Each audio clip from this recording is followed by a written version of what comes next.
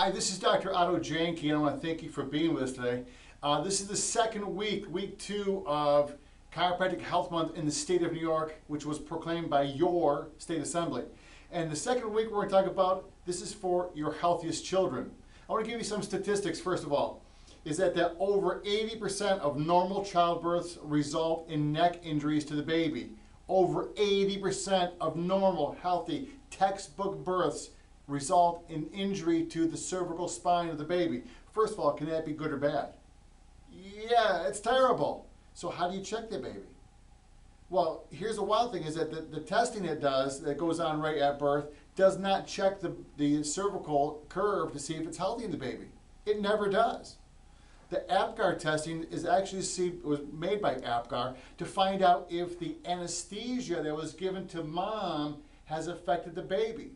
And you see how it wears off after 5 minutes. The Apgar score never checks the baby to see if the cervical spine has an injury or not. How do you check your baby? How'd you do that? I know you didn't do that. Dr. Godfrey Gutman discovered that more than 80% of the infants that he examined shortly after birth were suffering from injuries to the cervical spine.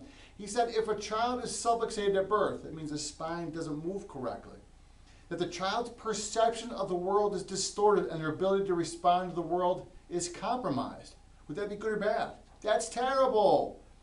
Dr. Talbot from the Harvard Medical School found that the birth process, even under optimal conditions, is potentially traumatic. Why? 80% of the children have the spine doing that. And Arpad Danegi at the Rockefeller Institute indicated that this spinal stress tragedies may take 60 years to develop fully. So you're saying, but this is just how my baby is. Maybe that's not. Maybe you need to have the baby checked. Can I ask you a question? Who is your child's chiropractor? We would love to be. Call that number above and let's check your child and see how healthy they can be.